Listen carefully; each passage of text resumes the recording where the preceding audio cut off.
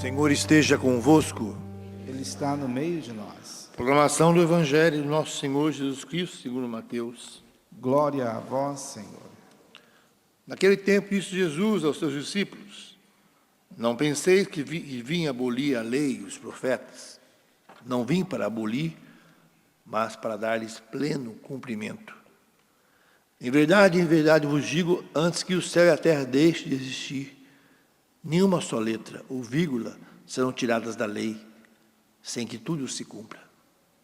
Portanto, quem desobedecer a um só desses mandamentos, por menor que seja, e ensinar os outros a fazer o mesmo, será considerado menor no reino dos céus. Porém, quem os praticar e ensinar, será considerado grande no reino dos céus. Palavra da salvação. Glória a vós, Senhor. Meus irmãos e minhas irmãs, o texto de hoje que nos é apresentado para a nossa meditação pessoal nos conduz àquilo que é a totalidade da observância da lei de Deus. Lei de Deus gravada em nossos corações, lei de Deus que conduz a nossa vida no caminho certo, a totalidade. Nós somos chamados a esta totalidade. Para explicar isso, Jesus, ele utiliza de um exemplo linguístico, porque Jesus, o Verbo encarnado, teve que aprender uma língua. Jesus falava o aramaico, que era uma derivação do hebraico. E Jesus teve que aprender também o sistema linguístico, né? Daquilo que ele falava, do idioma que ele falava. E ele usa do exemplo desta realidade linguística para falar da lei de Deus. Porque você viu que no texto apareceu aqui, nenhuma só letra ou vírgula serão tiradas da lei. O texto original, na verdade, ele fala que letra é essa. A letra que aparece aqui é o iota. O iota era a menor, e é a menor letra do alfabeto hebraico.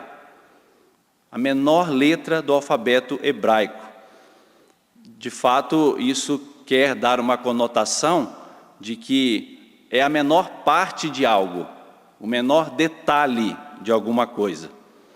E por que que Jesus traz a letra do alfabeto hebraico para dizer sobre a lei de Deus? Ele traz isso porque justamente o comportamento humano, ele é imprevisível. O comportamento humano, às vezes, ele observa os detalhes, mas muitas vezes ele transgride aquilo que é essencial, não é? Ele se prende, às vezes, né, ao micro e esquece do macro. Mas pode acontecer o contrário também, porque o comportamento humano, às vezes, guarda um detalhe, se prende num detalhe e muitas vezes releva também algo pequeno, algo que aparentemente não tem importância. Jesus, por algumas vezes, teve que contrastar isso, porque bastava dizer assim, não mate, cumprir o mandamento, né? E aí Jesus alarga ainda mais o conceito de não matar. Tanto que se nós somos sinceros e fiéis às nossas consciências quando vamos confessar, a gente vê que por detrás desse mandamento não matar, podem esconder outros comportamentos que agridem diretamente o nosso próximo, a integridade do nosso próximo, a boa fama do nosso próximo, não é? E aqui a gente pode elencar uma série de coisas, né?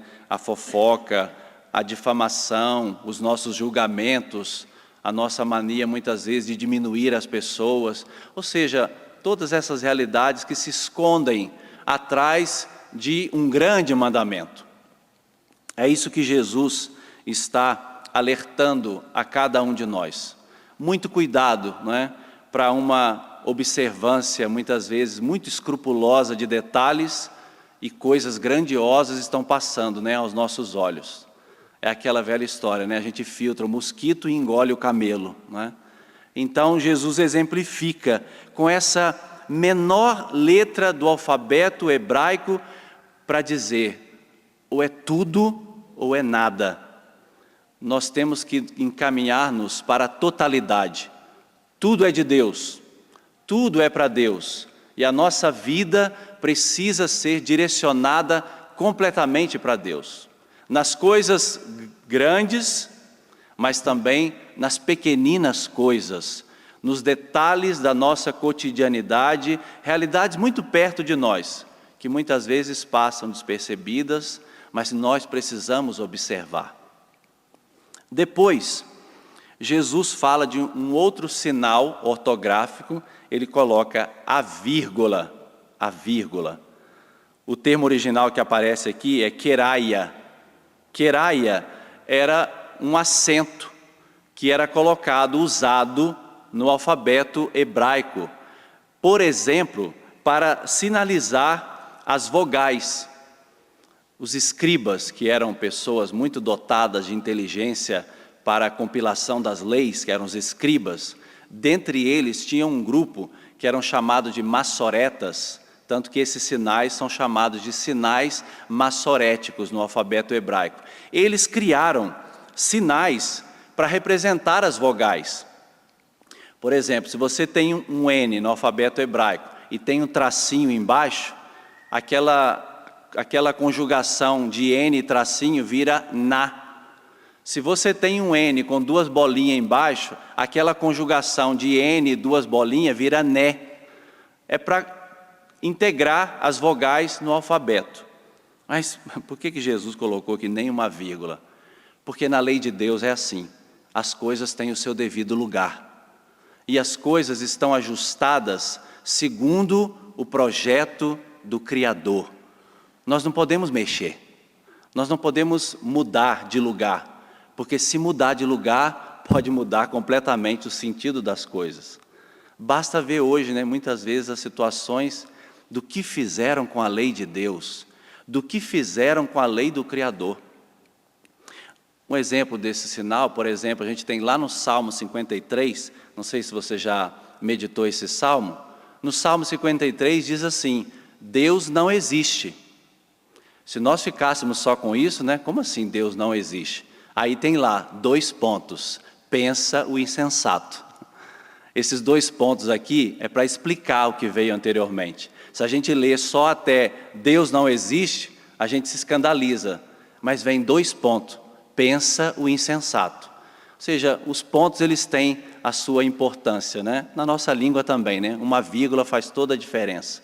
É isso que Jesus está querendo dizer. As coisas têm o seu devido lugar. E a lei de Deus deve ser observada conforme ela foi transmitida, conforme ela foi revelada. Por isso nosso Senhor, Ele veio para dar plenitude, para trazer a totalidade. Porque diante dele estavam muitas pessoas que descuidavam de muitas realidades da lei de Deus.